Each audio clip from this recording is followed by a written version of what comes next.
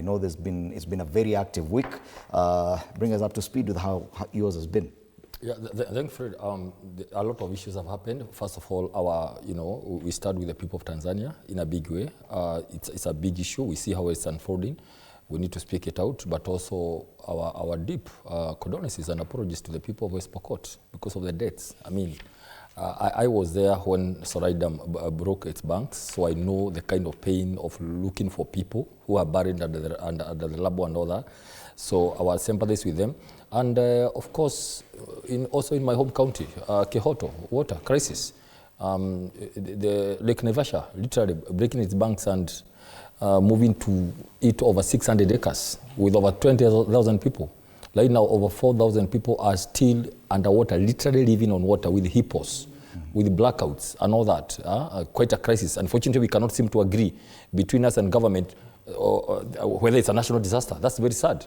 And we have moved to court. We hope the court will pronounce itself this morning about just saying it's a national disaster so the government can come in, help to evacuate the people, and finally, of course, to make it final, to move the people there so that thing is not, the government can buy off the land and Lake Naivasha can own that land. But finally, Fred, I've come from Karen Hospital around 2 because Liz Mbugua is a member of the County Assembly of Murang'a.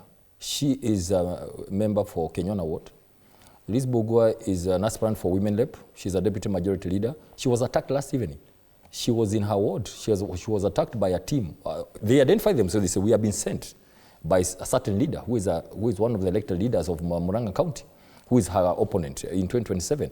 And she was hit by a metal load on her head badly, and she sprayed by a chemical. Remember, we have been talking about chemicals, right? And she lost consciousness. She was she was given some first aid at a local hospital.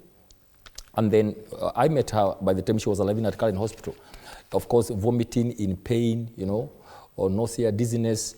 Thank God she was able to be treated. Her eyes began to see again because the eyes were going off and all that.